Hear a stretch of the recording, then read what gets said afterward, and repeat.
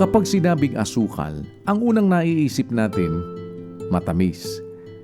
Pero paano kung ang asukal ay nasa mga pagkaing hindi naman matamis? At paano kung araw-araw natin itong kinakain nang hindi natin alam?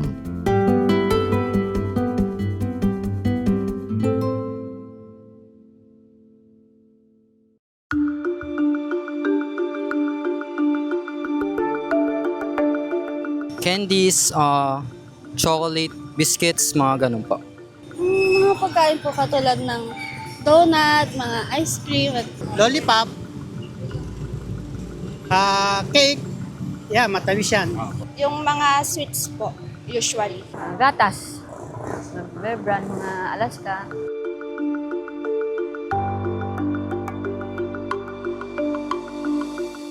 Not really kasi almost everything has sugar now. Meron po, kasi kaya katulad po ng kanin, kahit may asukal pa din po yun, kahit hindi naman po matamis. Yung iba wala, yung iba meron. Po, hindi ko siya iniisip na walang asukal kasi yung mga food, it contains ng asukal pero not all the time na mataas siya or matamis. Iba ka po kasi ganyan matabang ng lagyan ng sukal.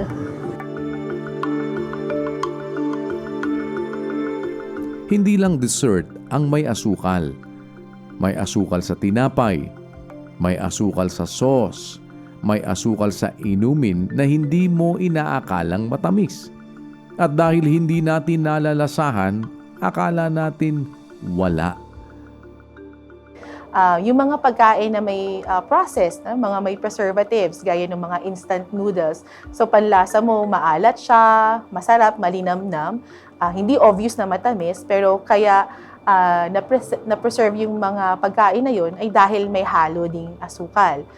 Yung ibang mga condiments na nabanggit ko na din kanina and mga salad dressings, may mga sugar component din yun. Okay? So yung mga pag-alam natin, processed na mga pagkain, malamang mataas yung percentage na meron yung sugar.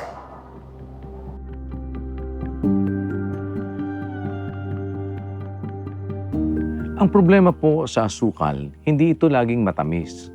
At dahil hindi natin ito nakikita, hindi rin natin ito binibilang. At kadalasan, binabaliwala lang natin.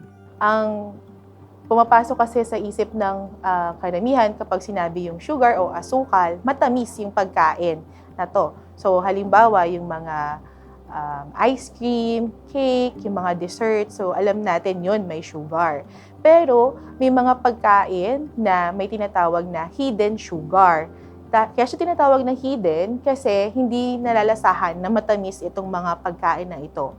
So, yung mga halimbawa nun, yung mga condiments, yung mga ketchup, barbecue sauce, salad dressing. So, anything na sa panlasa natin ay masarap, malinamnam, isipin natin, meron yung tinatawag na hidden sugar kahit na hindi ito matamis. Tingnan po natin, iba-iba po yung pangalan ng asukal. Yan, meron ditong syrup, glucose, fructose, maltose. Pero alam po ninyo, iisa ang epekto niyan sa katawan. At kapag pinagsama-sama sa buong araw, hindi na po yan konti.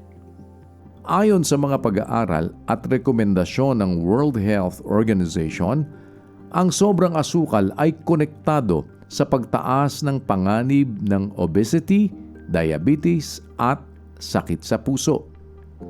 Ang mas delikado, madalas lumalagpas ang konsumo dahil hindi natin namamalayan kung saan ito nanggagaling.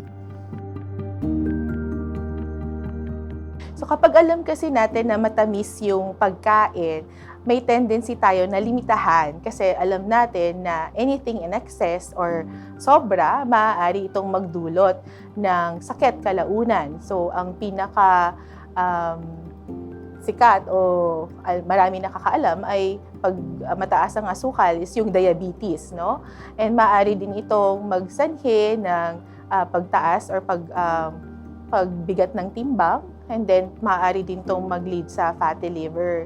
So alam na ng mga karamihan na yung implication noon sa kalusugan kapag kumain ng matatamis. Pero yung hidden sugar kasi nga hindi aware ang karamihan na ang composition pala ng pagkain na yon ay asukal din. So hindi nalilimitahan ang mga pagkain na ito at may tendency na mapasobra ang pagkain ng mga pagkain na merong hidden sugar na tinatawag. Hindi isang pagkain ang problema. Ang problema ay ang pinagsama-samang asukal sa buong araw. Isa-isa, mukhang maliit, pero sama-sama, malaki na. Hindi naman po natin kailangang iwasan ang lahat ng maisukal. Ang mahalaga, alam natin kung alin ang madalas at alin naman ang minsan lang. Kung hindi mo kailangan ng tamis, huwag piliin ang may tamis. Mas piliin ang inumin na tubig kaysa flavored. Kapag bumibili, basahin ang ingredients, hindi lang ang harap ng label. Ang asukal ay hindi kalaban, pero ang sobrang asukal, lalo na ang hindi natin nakikita, ay tahimik na sumisira sa katawan. Kapag alam natin kung saan ito nagtatago, mas may kapangyarihan tayong pumili. At ang tamang pagpili ay isang hakbang upang makaiwas sa paglala ng sakit.